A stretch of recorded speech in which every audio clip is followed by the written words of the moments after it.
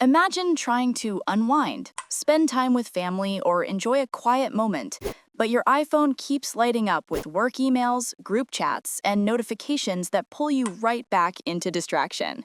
Your iPhone 17 has a built-in personal focus mode that silences interruptions and tailors your phone to the moment, and you can customize every part of it.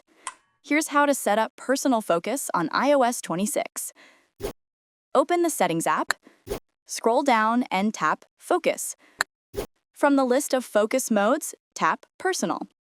A setup screen will appear. Read the overview, then tap Customize Focus to continue. At the top, tap Edit under the Personal label to customize the color and icon for your focus mode. Choose your style, then tap Done to save your changes. Turn on the switch next to Intelligent Breakthrough and Silencing so your iPhone can automatically manage what gets through. Under Silence Notifications, tap Choose People. Tap Add People, then select the contacts you want muted while personal focus is active. If you still want calls from those contacts, simply turn on the switch under Phone Calls. To silence distracting apps, go back to the Personal Focus screen and tap Choose Apps. Add the apps you'd like to mute, then tap Done. For more options, tap Options and turn on the switches you want to customize. To adjust how your lock screen or home screen appears, tap Choose under each preview and select the layout you prefer.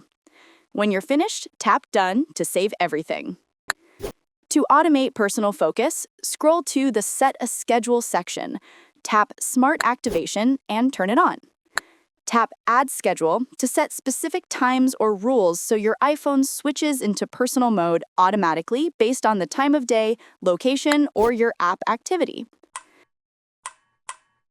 If you want even deeper control, tap Add Filter to choose focus filters for apps like Mail, Calendar, Messages, and more.